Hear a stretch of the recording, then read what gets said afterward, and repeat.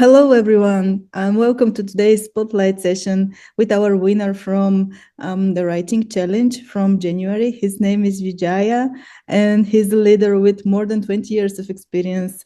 He has led teams from 10 to 200 people, and he has developed now a proven method for transforming middle management frustration into career momentum for professional growth and autonomy. I hope I said that right. Yes. Yes, you did. You Yeah. did. Sounds so exciting. Not many people are doing this from my experience because I also am in a leadership role in my 9 to 5. So I'm very excited to hear your story. Welcome, Vijaya. No, thank you so much, Yana, for that wonderful introduction.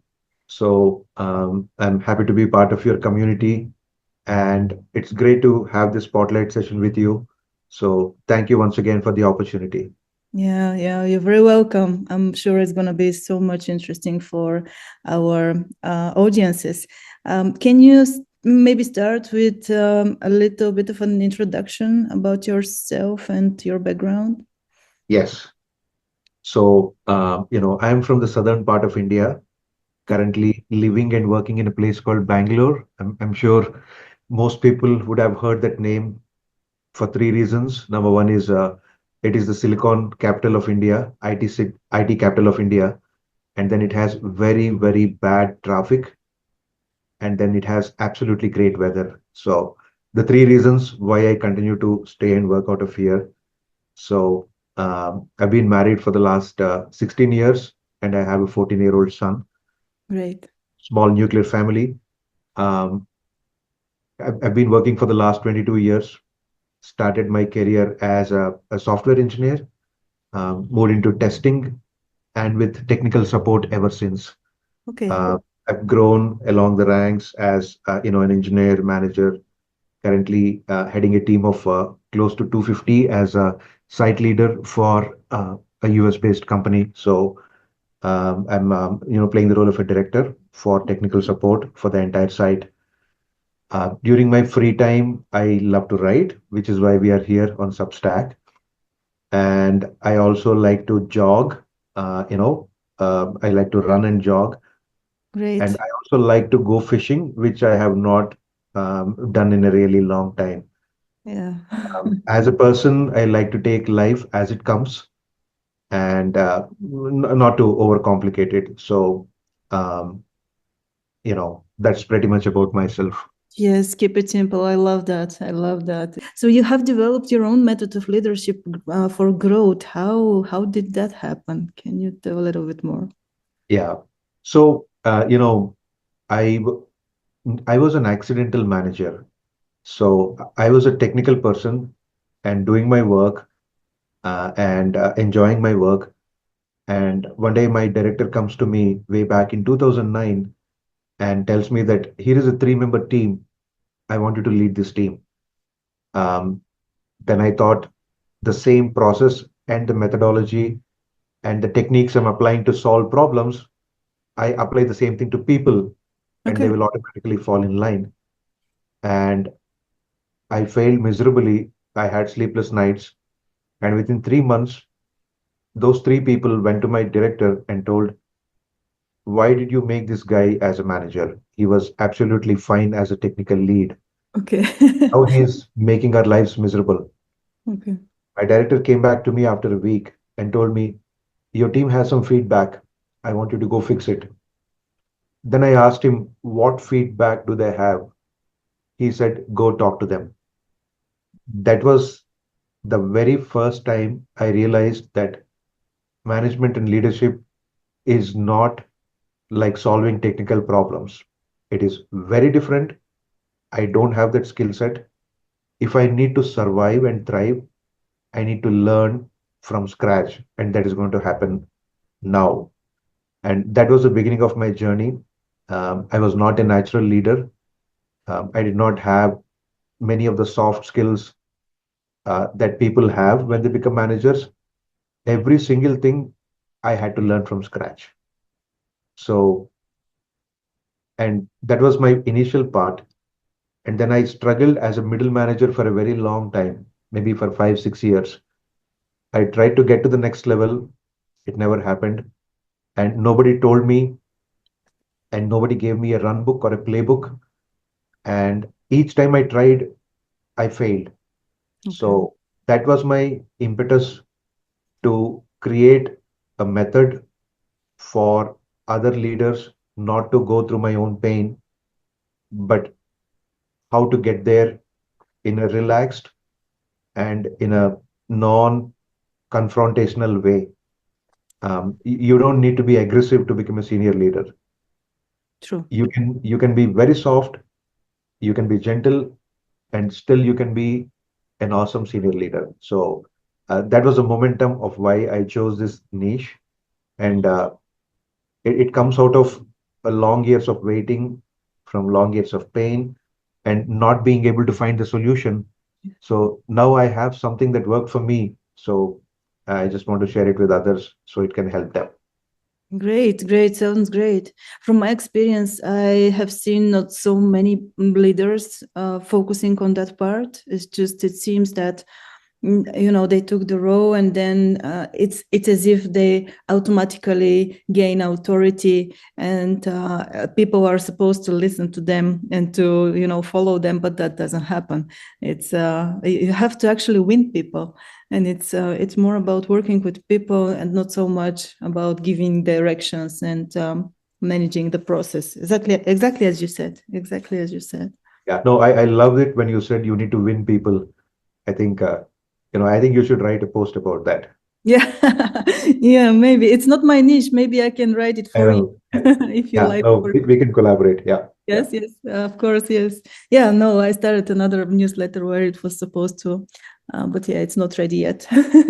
It was supposed to have that kind of topics, because I also have a lot of experience in this, and exactly like you, I decided to build my own methods and develop myself to be better and better in this, because I realized if you don't do this, people just don't follow you, and you are basically as good as your team is, and you really cannot grow if your people are not with you, right.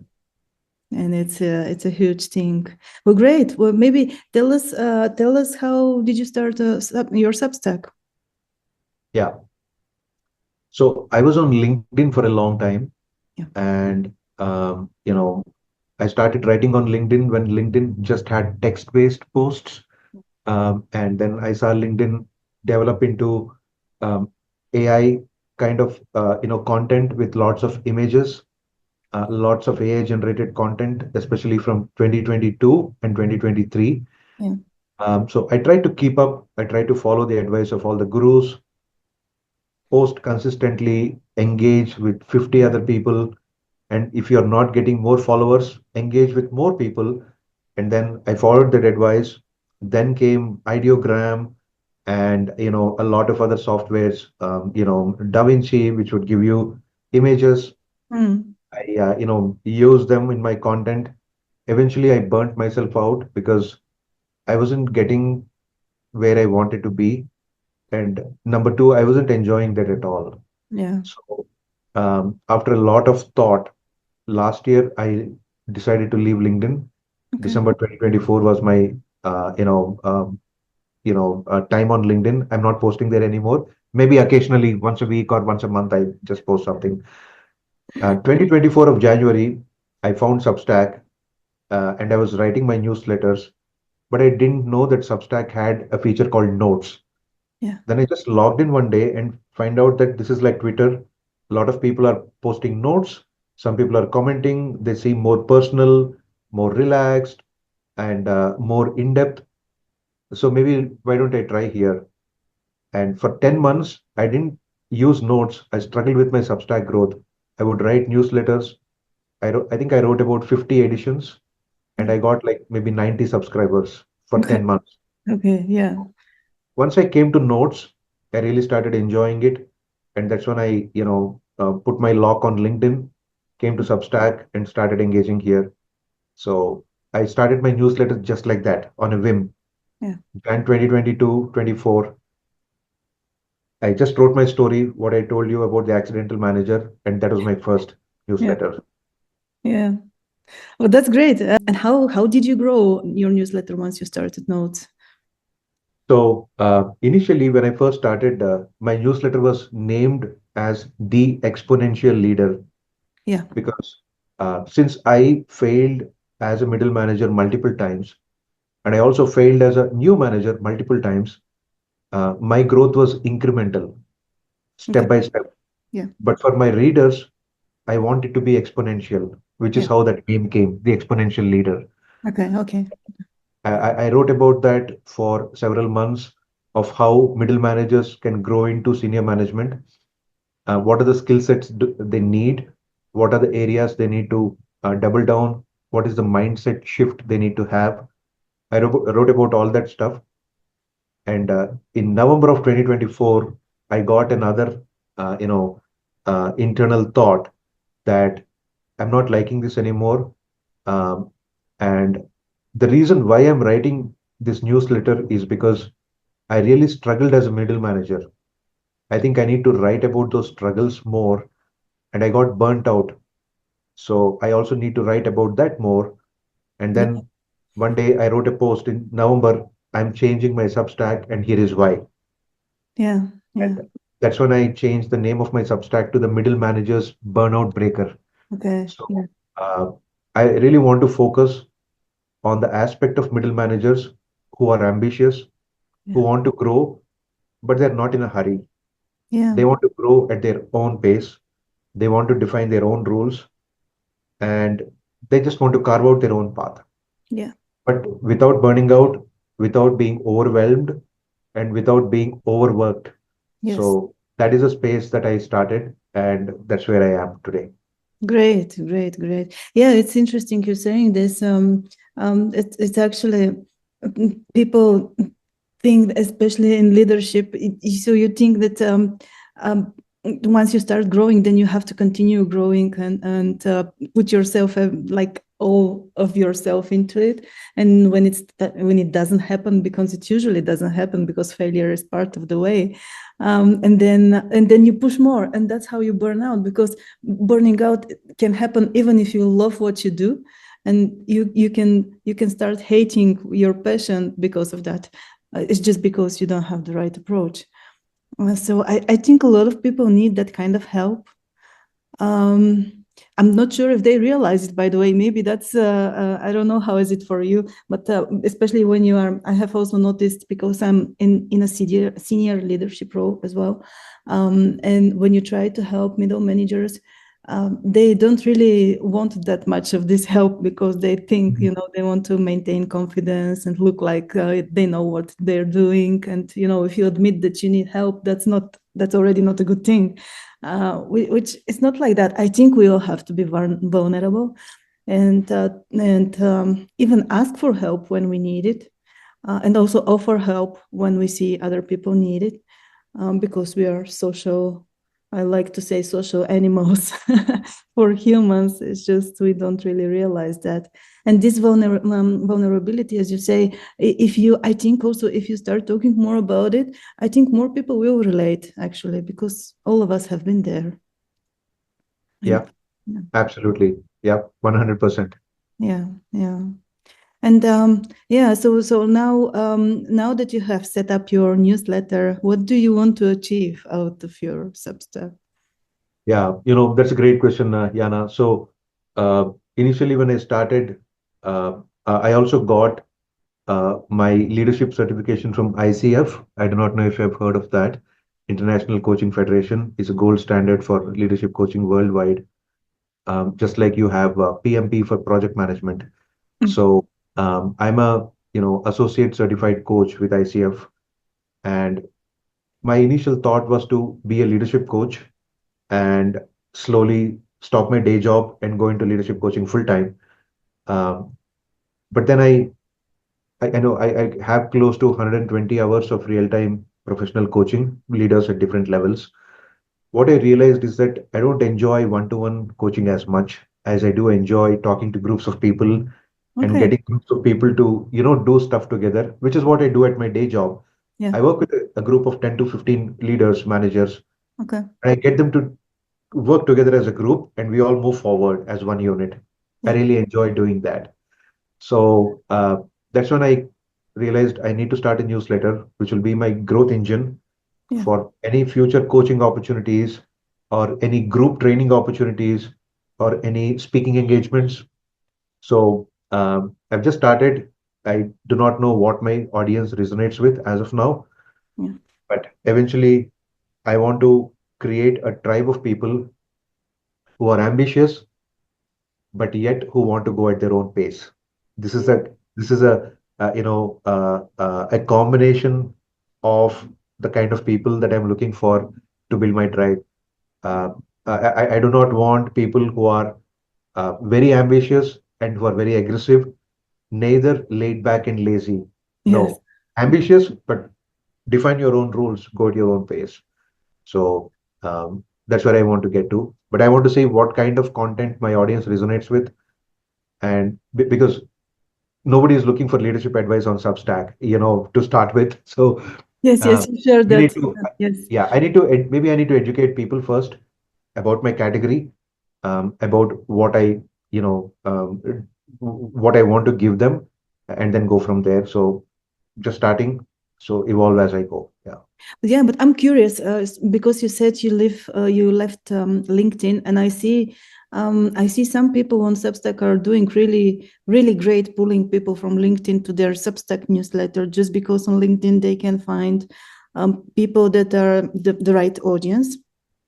Because right now Substack is still because it's a young platform. It's still a lot of people, the majority of the people on Substack are pretty much Substackers, people who want to write on Substack, and mostly writers, creators. A lot of them not even working or looking for a job, not to speak about leadership. So yes, you may be right. Maybe the right audience is not yet probably on Substack. So I'm curious, what do you think? How do you think that you could use LinkedIn for this?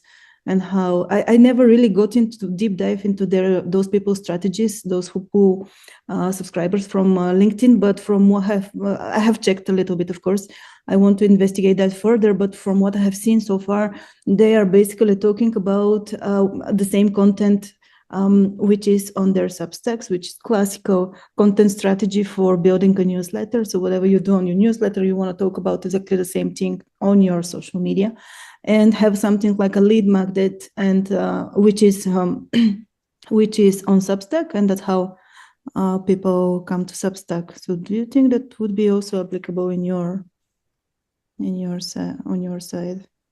Yeah, no, you're spot on. I've looked at a couple of creators, talking about the LinkedIn Substack growth flywheel and things like that. Yeah. So I've read about it, but I've not really tried it. I have, followed some of the advice, created that lead magnet on my LinkedIn profile, and I do have good amount of followers, like maybe close to 8,500 or so. But I've not seen the kind of traction for leadership advice and leadership growth, when compared to LinkedIn growth, because on Substack, and it's your niche, right? So what Yeah. works well is Substack growth, Yeah. right? Yes. Attract people, subscribers, how to write on Substack, how to write notes. Yeah. Uh, that, in my opinion, that works really well because you have something tangible to give to the reader, right? Yes. Yes. Yes. Your subscribers are going to grow. All right, zero, now it is 200. Good. Yeah. And you write this note, I'm just making it up. Yeah. You got 0 likes, now you got 50 likes. So there is something tangible. Now I go and tell that, you know what, you work with me for 45 minutes. I think you will be a better leader. There's nothing tangible there, right? So I need to start making that tangible. What is that I can give away, Correct. Yes. that I Yeah. can give away to the reader or the coachee? Let's say Yeah. they spend 45 minutes with me. How do I package it in such a way they can look, feel it, not just vague advice on the wall? They Yes. look, they feel that they have learned something, maybe a framework, a template, an Excel sheet, something tangible. I spent 45 minutes with Vijaya. True. This is what I'm getting. Yes. So I think that is lacking in my strategy, and I need to do a better job on LinkedIn. I tried promoting my Substack newsletters on LinkedIn. Maybe I need to fine tune that a little bit and see if I can get some of those people. subscribe. Maybe I got like very less, 2 to 3% when I did it a long time back. Yeah. But now I'm taking a mental break from LinkedIn. I'm Okay. Yeah. overwhelmed with that. Maybe after a couple of months, I'll go back and restart fresh. Yes. Yes. Yes. Because the majority of your audience should be already there, and that's why. Yeah. I think I thought it might work actually. Great. Okay. Some best practices for growth on Substack. Can you share? So, I'll be very candid about this. Uh, I had a lot of templates that I could use, from multiple people, even from templates from LinkedIn. What I realized, and this has been a personal learning of mine, that Yeah. growing your subscriber base or any general personal, development topics, and in general, I would say, uh, motivational posts or inspirational notes, those kind of things, the templates work really well. Yeah. But when you take the same template and put it into a niche like finance or stock market, Bitcoin, leadership, it doesn't resonate as much. Yes, you So have to rework it. you have to rework it. But even if you like, even if you go to Claude or ChatGPT Yes. and give it a prompt saying that, this is a tone, this is a structure, this is the way this, note is written. Give me five more different notes. It gives you those notes. Even if you restructure it, I didn't find like it was really resonating with what the leadership crowd wanted to listen. So, um, what really started working for me is that I write whatever comes to my mind in whatever way I want to, and then something gets 5 likes versus 0 likes. Yeah. Analyze what I've written, and Yeah. then that becomes my template because it is working for me, Yes. as opposed to working for Kathleen or for Yana or for Yes. you know Yes. Yes. anybody else. So I think that has been my biggest learning. And number two is, if I try to preach, nobody cares. Yes. But if I try to share my experience, people are willing to listen, Yes. because everybody knows that you need to have empathy, humility, if you want to be a good leader. They don't need to come to me and you. Yeah. Google teaches them that, right? Yes. Yes. But if I write a post about how I learned humility as a first-time manager and gained the trust of 200 people, let's say if I write something like that, Yes. then people are willing to listen because Yes. it is my experience, my unique experience. Yes. Yes. So I think these have been my two biggest learnings.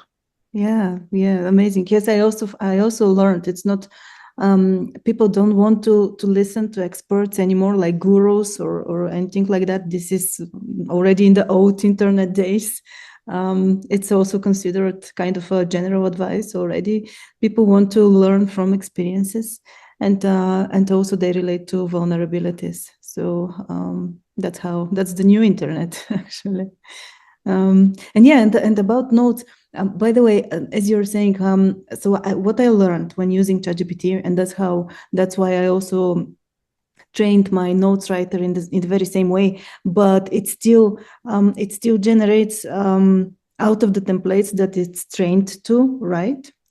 But if you want to make it adapted for your audience, then if you do one thing, which I'm going to share now, it really transforms the whole writing, and you get much better results and high quality results and relatable content that will definitely resonate, provided that the people are there to read it, of course. But I'm also testing it on LinkedIn and on X and Blue Sky, and just want to see what's happening. I'm just starting. It's too early to say. Still, I'm on the phase where I have 0 likes on LinkedIn, so nothing good to share there. But yeah, my audience is different, and since you already have a huge audience, maybe you can test. So the thing is, collect some insights for your audience. So what are their struggles? What are their challenges? What are their fears? Basically, especially fears and aspirations. What they want to achieve, goals.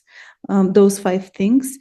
Um, and put it in a some kind of a Word or a PDF document, and upload it to my notes writer, because it's already trained about the Mhm. type of writing, the style of writing. So put those insights Mhm. in the notes writer and ask it to generate some notes for, and name the audience for middle managers who are struggling with burnout. And then, Right. and Got it. then and then you will see a difference. You'll see a difference. Got Uh, it. Yeah, thank you so much. I'll try that. I did experiment with fears, frustrations, goals, aspirations. I yes. think somebody from Twitter long back was preaching about this sometime back. Yeah. They used to call it FFGA, fears, frustrations, goals, aspirations. So good to know that you're notes writer. I do use your notes writer, to generate, especially if I want to post something inspirational, it works very well. Yeah. Uh, and I think you had three, right? Inspirational, educational, and Entertaining, and one more for good. entertaining. Yeah, Yes. entertaining never worked for me, so I stopped, doing that. But Yes. yeah, no, thank you so much for this, Yana. Let me try that. Yeah, Yeah. Yeah. Right. It's the new version works really well. Really well. Um, it's just, but yeah, if you don't like it, just try a different prompt and adapt a little bit the prompt so that it matches the audience and those like fierce aspirations, and yeah. I hope you see a change. But yeah, it's all about that. It's just on the internet, you have to be bold, and you have to be controversial, and speak up your mind, and address like really the pain points of people, things that nobody wants to talk about. And then that's where you get traction. That's what I noticed. So we have to be more, brave, braver on the internet, especially for people like us coming from like corporate environment. You, because of the emotional, intelligence stuff and all of that, you are always kind of balanced, and not edgy. Don't go into extremes. But on the internet, you have to be quite the opposite, and it's it's a transformation. Yeah, at least it was like that for me. I don't know about you. But yeah, challenges. I was about to ask you for challenges, but I think you already covered that a little bit, more or less. yeah, Yeah. yeah, And yeah, anything you can share about the challenge that you're participating? I think you were very active in the notes challenge, but then also in the writing challenge. Does that help? What's your observation? yeah. So the notes and the writing challenges both are really wonderful, and for somebody who is having, maybe who's not having discipline, Yeah. of not writing every day, it keeps you on track. Like you have to write one note per day. Yeah. It's drives accountability. You have to go to that Excel sheet. You have to tick it off. Um, it really works well.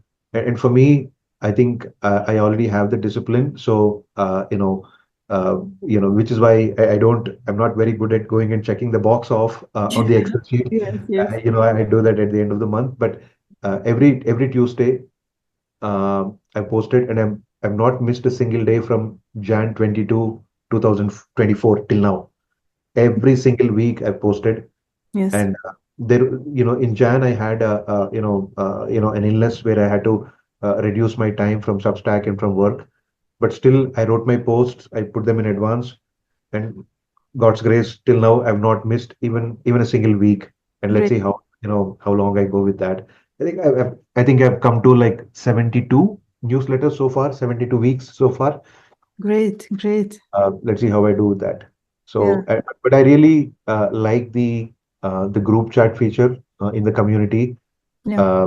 And that recently I posted something Yes. where feeling a little bit disappointed about the growth aspect, and then by getting responses from you and other like-minded people in the community, it just helped me to take a step back, reassess, and even when I posted it on Substack, a lot of people came, they gave their perspective, and I really felt like there are people who are speaking to me, and this is a safe place, and I Yes. can I can be vulnerable, I can be open, though I have 22 years of experience. It doesn't matter. I mean, sometimes I get lost, I get confused. Sometimes, even though I'm preaching about burnout, I can get burnt out as well, right? So Yeah. yeah, Yeah. The community is amazing, also on Substack, and people really want to help each other, and I love that part about Substack. I hope it stays the same and doesn't change as it grows, because we all know what happens, and you already mentioned for LinkedIn. right. Yeah, yeah. All right.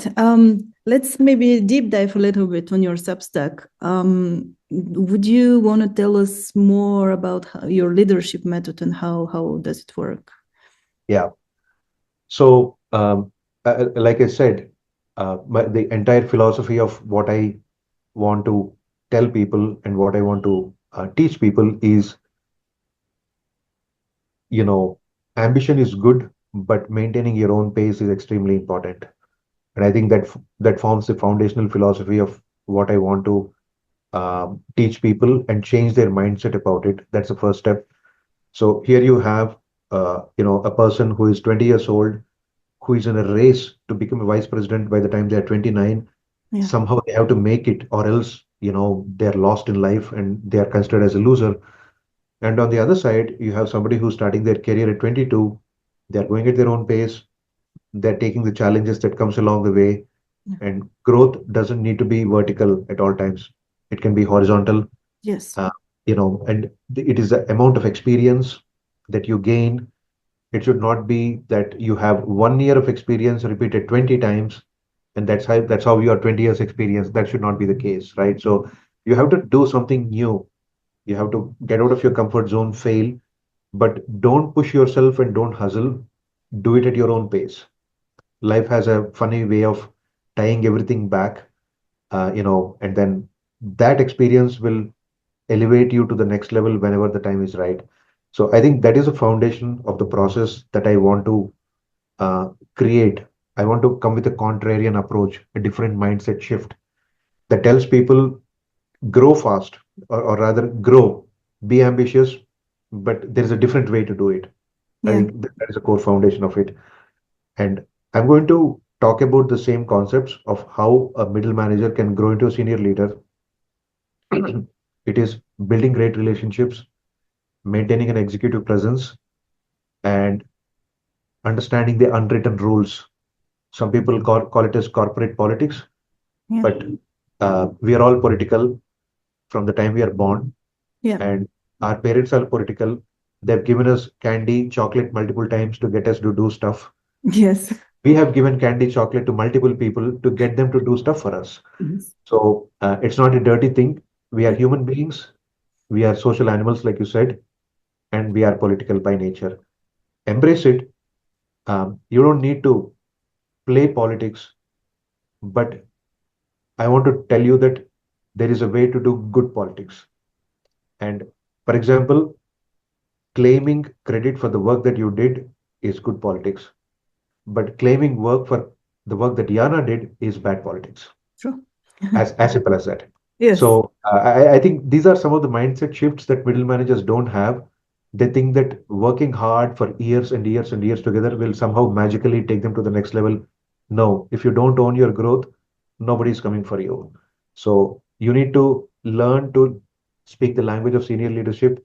So I kind of put them into four main pillars, Yes. and which I want to talk about and see how the audience resonates with that. Because what I'm teaching right now is not something that is taught in any book. This is coming from blood, sweat, and tears of so many years of failures. Yes. So yeah, that is a little bit about what I want to do. Yes. Yeah, very. A lot of the things that you said, I already have recognized. This kind of I call it mindset. It's basically growth mindset, but it's a sense of ownership. And like speaking the language of senior leadership would mean to also. So if you want to grow, you wanna behave as if this company is your own, and not as employee, and that's a mind shift, like mindset shift, that a lot of people are struggling to do. So for as long as you behave as an employee, it won't happen. It will Right. simply happen. Right, so would you like to tell more about those four pillars, just briefly? Yeah. Absolutely. So number one is build great relationships. Learn to build great relationships. And number two is, yeah, I mean, let me talk about the first one. So relationships, when we look at it from a management perspective, is that you know I like you as a person, so I relate to you. That is one way of relating. The other way is you have something useful that is going to be helpful to me, so I want to relate to you. Yeah. The third thing could be that both of us speak the same language, we come from the same country or from the same hometown, so I can relate to you, right? That is the transactional level of thinking. But if you want to get to the next level, you need to build a relationship that is mutually beneficial. I want this from you, and here is what I can give you. Yeah. Let's talk. Yeah. So that mindset shift will help you to think like a businessman, like a businesswoman, on how I can help you be successful. At the same time, how can I get something from you that makes me successful? Yeah. And I'm not going to hide that. I'm going to be open about that. That I want this from you, but here is what I can give you. Yeah. So that is a mindset shift that middle managers need to have if they want to get to the next level. So that is a foundational piece of the first pillar. Yeah. Yeah. The second one is about building executive presence. Yes. The body language, the way you speak, uh, the way you conduct yourself, the way you respond to tough questions, uh, you know, that is 90% of the game at the Yes. next, Yes, I fully right? agree here. Yeah. And nobody is interested in your technical knowledge because there are people below you who can do the technical work. Yeah. You need to be calm under pressure, even though your heart is about to burst. Yeah. You need to maintain poise under uncertainty. You need to be the leader who moves forward in a calm way, how to cultivate this skill. That is number two. And number three is about knowing the unwritten rules, Okay. right? So in meetings, a lot of people look at what is the technical language that is being spoken, who is saying what, am I logically correct? That is not what happens in, I'm sure you know this as well in senior leadership Yes. meetings. Yes. Yes. Yes.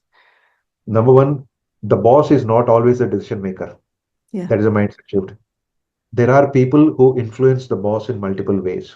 Yes. And a small nod, a change in the posture, a change in the way somebody is looking at somebody, the change in their tone, these are all the nuances that define how the outcomes happen at the end of the meeting. Yes. You need to position yourself as an ally to the influencers who are able to influence the senior leaders. Yeah. And this is not politics, this is not manipulation. This is being smart and learning the skill Yes. about how to position yourself as a leader. Yes. That is going to be the third pillar. And the fourth pillar is, I talk about uh, building and maintaining your reputation. So, as a senior leader, the most important thing is your credibility, of course, Yeah. but it is also your reputation of how consistent you are in getting things done and saying what you would do Yeah. and getting it done. So you can have, you can, as senior leaders, you need to pick and choose the battles with whom you want to take a battle with. If they're somebody like a vice president, group vice president, you might need to think twice before choosing to take a battle with them or any other peers as directors or senior managers. Sometimes, if you have a strong reputation, which Yeah. means you have a lot of allies who can vouch for your good work, even though you end up in a very bad fight with a very senior leader, you can still come out of that unhurt. Yes. You can Yes. still survive. But if you don't have a strong reputation and then you pick up a battle with somebody and then you lose, then you don't have anybody to speak for you or for your work, you're gone. Yeah. I Yeah. mean, either you might need to leave that organization or the team or that manager, and it takes a really lot of time to recover. True. So that is the fourth pillar. Yeah, yeah, interesting. And they connect in an amazing way with each other. All those four pillars that you mentioned. And yeah, I also believe in this very much. So so people think you're a leader and you have to lead people, but it's not like that. You also lead your boss. You influence the Yes, decision. absolutely. Yeah, Yep, yeah, absolutely. You're spot on. yes. You need to manage your manager. Absolutely. Exactly. Yeah, yeah. And also your peers. So you're very right about this. You have to be a strong community builder, and that sometimes, and I have seen people who are very good in this, even though they don't have the technical skills, like those hard skills, very good in that. So they're making a lot of mistakes, not going very much into details, not taking care of their people. Even leadership skills might be missing, but if they're strong community builders and they have really good network, and they grow because of all of those relationship things and this politics, those unwritten rules that you mentioned. It's just how this happened, and then other people are looking at those people and say, they get frustrated and they say, yeah, but this person didn't achieve anything. He doesn't know how to do stuff, but he gets promoted and I don't get promoted, and that's unfair. Well, it wouldn't be unfair if you know how to do it for yourself. You just have to learn the skill, and you can be there too. Exactly. Yeah, Yep, and you could even stand out and be even better because of your technical skills. exactly. No, you're spot on. Yep. Yeah, yeah, yeah. Amazing. All right. Anything you plan to have for paid subscribers? I know that I've commented on your post recently about this. Uh, you know, Yeah. uh, I mean, there are two schools of thought on Substack. Uh, yeah, let me say three schools of thought.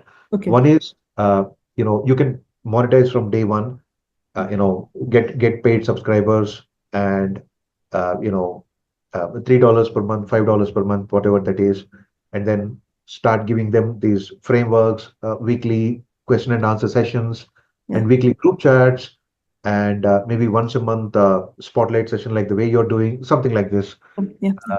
Give them some things that they can feel like they're getting their money's worth. The other school of thought says that don't waste your time getting $3, $5 per month kind of subscribers, because after some time you'll burn out, you will not know what to give them, and then they will end up leaving. And in a sarcastic way, that person also said that if somebody's paying you only $3, $5, they're going to be very demanding. They're going to waste away your time for the $5. They're going to squeeze your, blood, sweat, and tears. So instead of doing that, um, build an entry level product for $20, $30, and sell it to your audience, and let's see the reaction. And then based on that, you can come with a larger ticket product like $100, $200, and then you can do mastermind sessions at whatever, $500,000. Build by products rather than by subscribers. And the Yeah. third part, what I've seen is, hey, why don't you do both? Do both. Nobody's stopping you. So I'm right now getting to a point where I want to know what my audience really resonates with, Yana, because I want to be a community builder first and then monetize later. And I want to give 99% of what I know free of cost, and then I can monetize later is my current thought process. I'm very in the initial stages right now. So my heart says that don't be in a hurry to build paid subscribers as yet.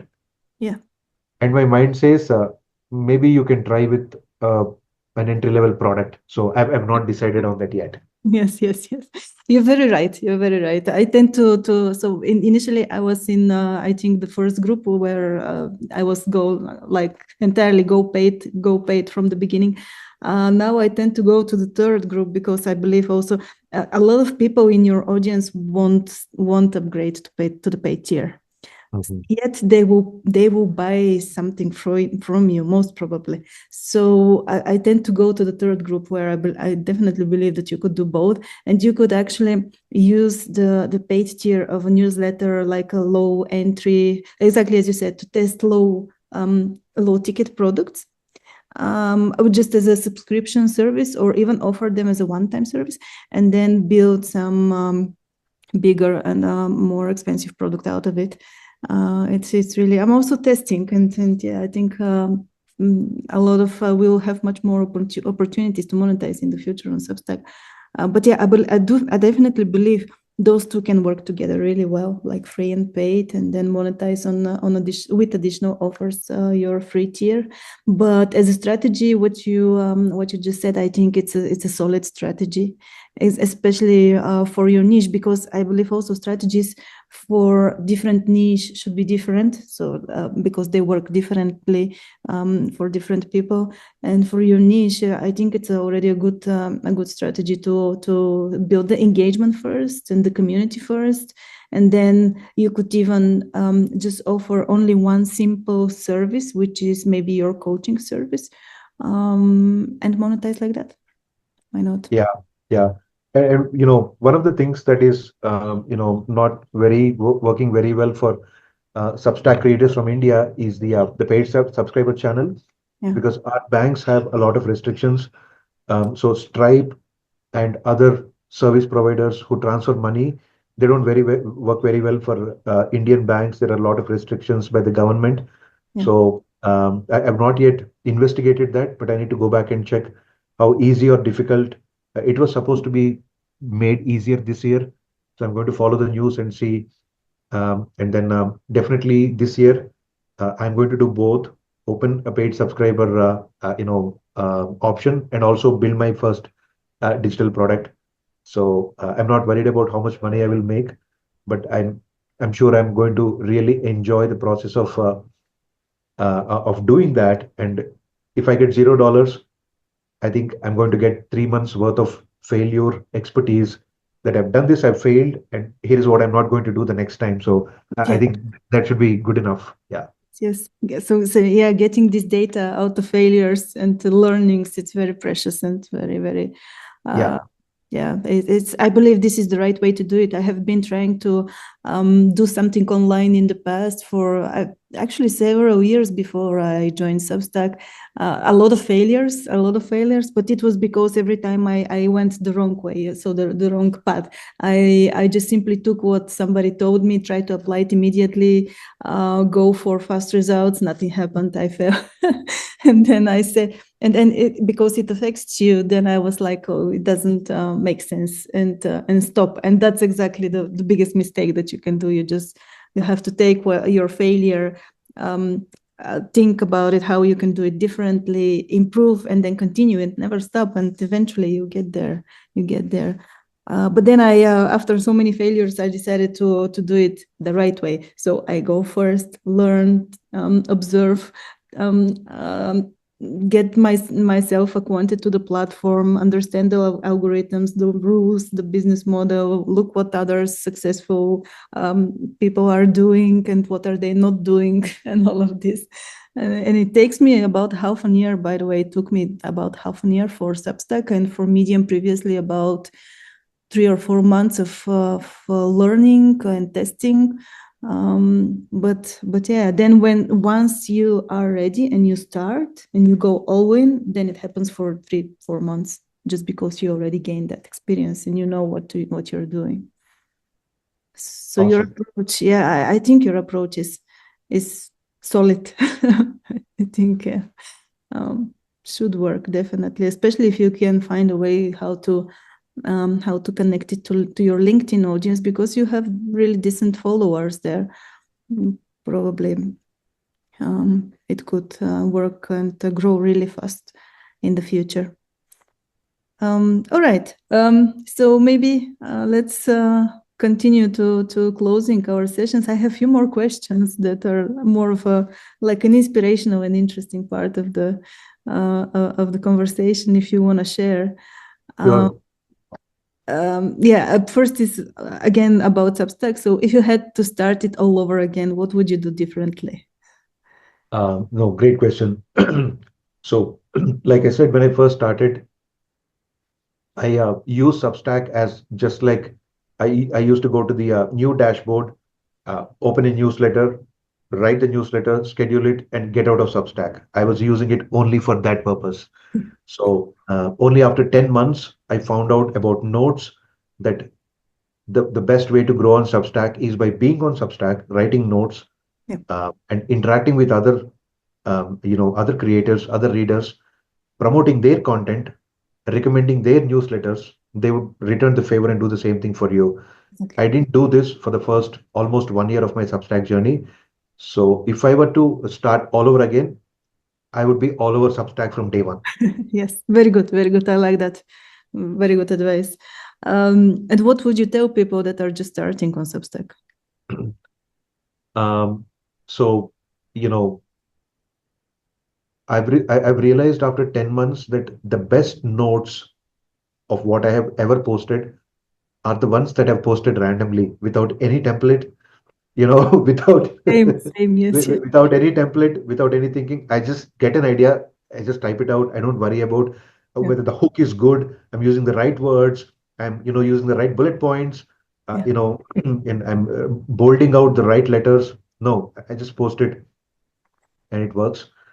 So the only thing that you can bring that nobody else can bring is to be yourself, be unique. People have the knowledge. They know what it means to be a good leader, but they're looking for your experience. They're looking for your unique angle, your unique perspective that True. only you can bring, and that is what interests people. Yes, yes. Very, very, very powerful. Yes. Yes, I see a lot of people try to copy somebody else because it's working, but then it's not authentic and it's not working for others. It's just simple as that. Great. Can you share three books that have significantly influenced your life? The three books that have significantly influenced my life. I'll start with the first, the Bible. That is number one. Yeah. And number two is going to be a book written by Viktor Frankl Okay. called as the Meaning of Life or something like that. I'm not remembering the exact title. Have you heard about Viktor No, Frankl? no, no, no. I Okay. have to check. Yeah, yeah. So Viktor Frankl uh, is a psychiatrist and a psychologist, Mhm. and I think he's a German or an Austrian, and he's a Holocaust survivor, and Okay. he has been in the camps, and he saw people dying around him, but he survived the entire time he was there because he chose to look at the bright side of life and the good things of life, and not at the suffering. Okay. So yeah, let me get the maybe I'll put it in the group chat or something. I'll share it with you. Yeah, Uh, please. Please. Man's Quest for Meaning or something like that is the title.